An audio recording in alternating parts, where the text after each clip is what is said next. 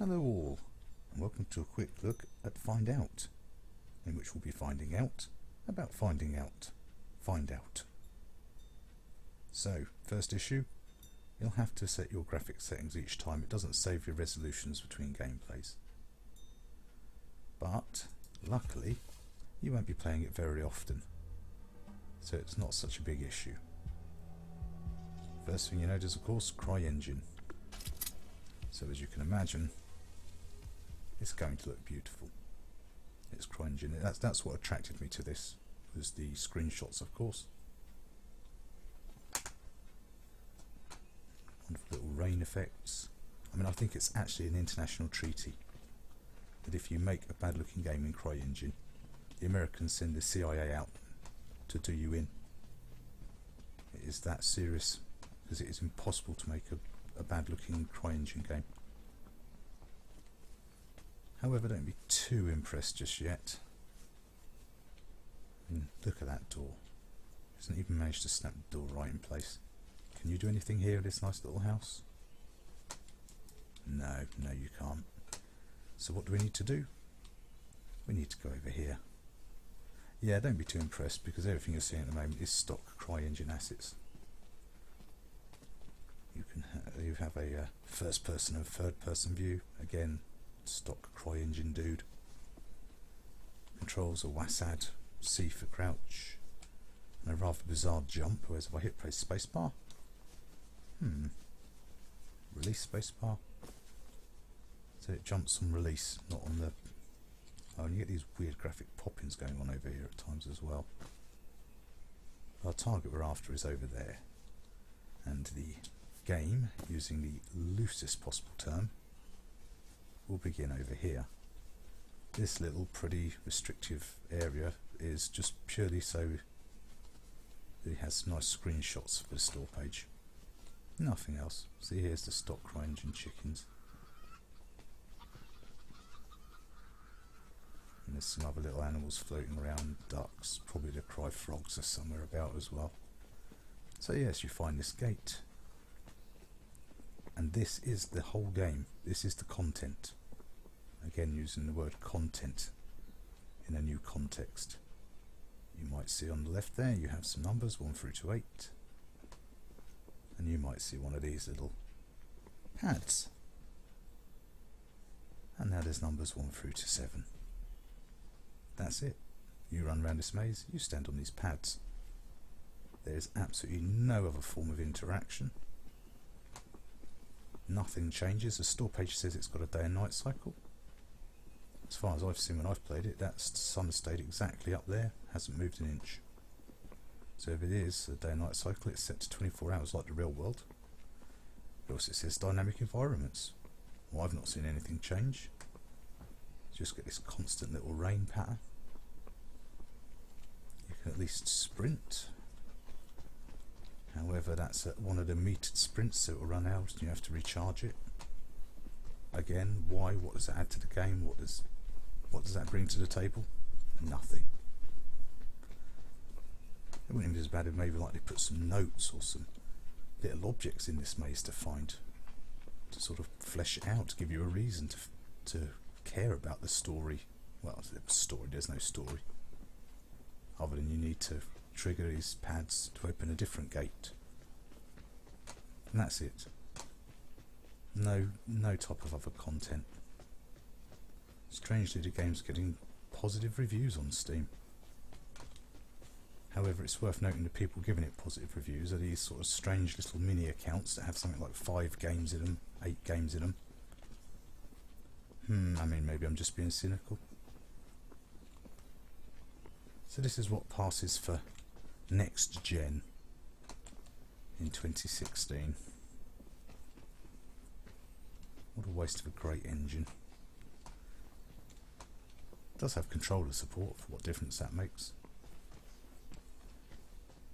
Not a great deal. And also, when the first time I fired it up, there was a load of dev console statistics on the game that I couldn't get rid of.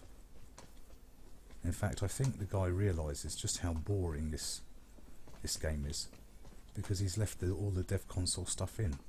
so that you can shortcut the game if you fancy. I'll show you that in a minute. But this is it. Run around this exactly same looking maze with its few stock assets scattered about. Absolute minimum effort.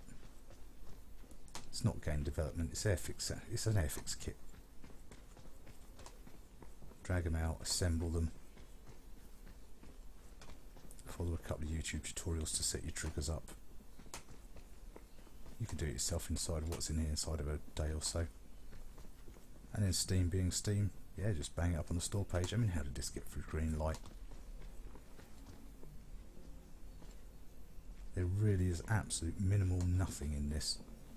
Say, because there's no story, nothing to find, you can't even say it's an experience.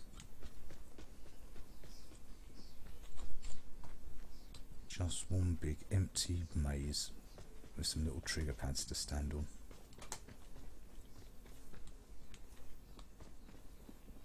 I suppose if you wanted to do that kind of thing, you could get a pen and paper and map it out like we used to do in the oldie days before in-game maps. There isn't one here. I mean, even if you at least put that effort in, you could sort of give a bit of credit forward. But no, there's not even that much effort being put into this. So we're back to where we started. And he wants real money for this. Not Monopoly money, but real world cash. So back we go again. Just, I mean, if you've seen my forum posts over at Steam, you know I'm pretty lenient towards indie developers, and especially with Steam reviews, YouTube channels like this one to look through. But even at this point, even I'm now starting to question maybe Steam should take a more proactive approach to quality control. I mean, I know it's not a lot of money, I think it's about £3 something. See, that object there, nothing to interact with it. Dynamic environments, no, nothing changes, the maze doesn't change, it stays as static. And so it's outright lies really on the store page. So at this point Steam should turn around and put in a little bit of input and say, nope, I'm not accepting this. Go back, put some actual content for the game in, then have it re-released.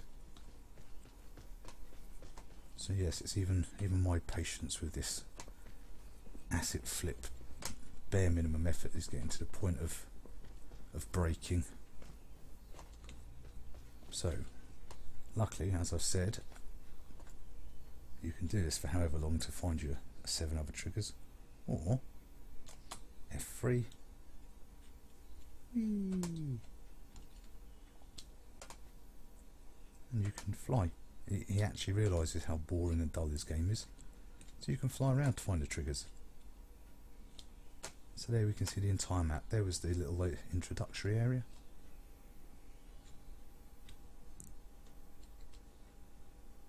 That over there is your exit point when you finally triggered everything. And this is the maze. This is the area you have to run around blindly and for ages looking to push these triggers. So what I shall do, I shall use the magic of video editing so that you don't have to sit through this dishwater dull, because it must be, this is dishwater dull to play. I can imagine what it's like to view this. So yes, I shall use the magic of video editing to trigger off all those final triggers. Then we'll come back in a short while and I'll show you what the end game is. So I shall be back in a little while. Well, for you guys it'll be instant, but I shall take the rest of this journey alone. So here we go. Journey's End. This thrilling, gripping ride. What epic awaits us, to remind us of the mighty tale of our journey through this nothing nowheresville. Bet it's going to be awesome. Yep. Yeah. As predicted. So there we go. That's next gen in the 21st century. A big empty maze Admittedly a very pretty looking empty maze. No two ways about that. It's CryEngine.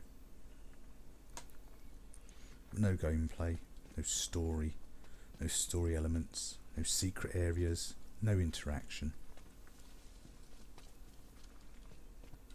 This is it. Complete. So anyway guys, I think we'll conclude all of our dealings here today with that little summation. Hopefully I've saved you some money, because this is just drivel. Basically pretty looking drivel, but drivel nonetheless. So anyway all, thanks for watching. Don't forget to like, comment and subscribe, and let me know you're alive. Bye now.